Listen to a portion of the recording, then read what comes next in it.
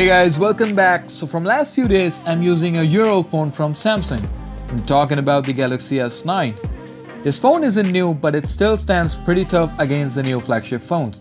And it's much better than the new phones coming under $400 price range. I had the S9 Plus when it came out last year, so my experience with this phone isn't new. Except the display size, battery, and the secondary telephoto lens, the S9 and the S9 Plus are pretty identical. The S9 looks similar to the S8. Samsung made one major and positive change in the design by placing the fingerprint reader at the right spot. The bezels on top and bottom has also shrunk down a little bit from previous S8, but that's only noticeable if you put both phones next to each other. It follows the same design language with aluminium on side and glass on front and back, and this phone actually looks and feels pretty solid. It fits in hand easily, and with the Samsung's new One UI that is based on Android Pie, it's become so easy to use this phone with one hand. The S9 is also a very fragile phone. Dropping this phone on a hard surface may cost you the same amount as you would spend on a new unit to get it fixed. Samsung made the best smartphone displays and they are so expensive too. This phone has a very bright 5.8 inches Super AMOLED panel with resolution of 1440x2960, and this is still one of the best display on any smartphone.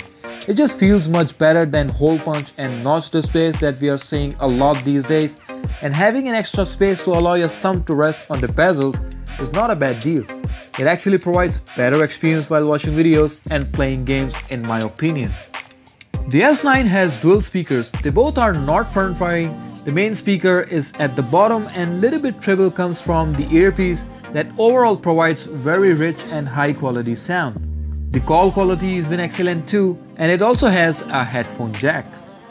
I have U model with me and it has Snapdragon 845 chipset, but except the US and Chinese markets, this phone comes with Exynos 9810 chipset, but whichever version you get, expect them to function similarly. The performance is still incredible on this phone. It's become much more responsive and snappier since the One UI update. App launching speed and animations are pretty quick and smooth.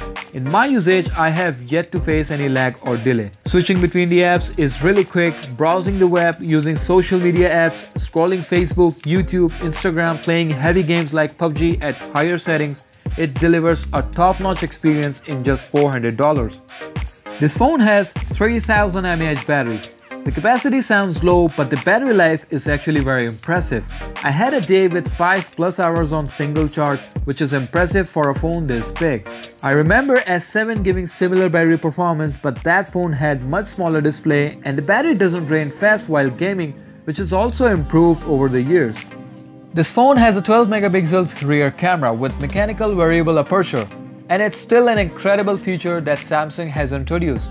But in a world of triple camera and quad camera smartphones, having a single camera lens could be a deal breaker for some people. But if you don't use telephoto lens or wide angle lens, then for the price, this single camera can still produce some crisp and clear photos.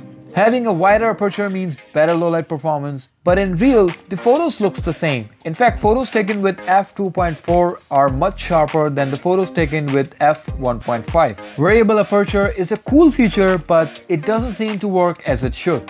Maybe the stock app isn't capable of utilizing the benefit of having f1.5, but except the night sight, this camera is still really good. And when it comes to recording videos, then from my personal experience, I find out that the Samsung's new flagship phones and iPhones provide the best video recording experience. And I mean it really, because I shoot my videos with the Samsung S8 and S7 mostly, and I've also tried shooting with other phones as well. But till now, my experience with the Samsung's phones is way better than other phones I have tried. And the S9 video recording capability is even better as you would expect. The stabilization is excellent. It can record up to 4K at 60 frames, and you might have already heard about the super slow motion of this phone. It can record 960 frames at 720p, which is incredible. So yes, I would definitely recommend this phone to videographers for excellent video recording and gamers for top-notch performance.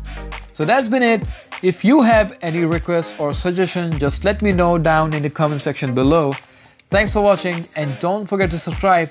I'll see you guys in the next one.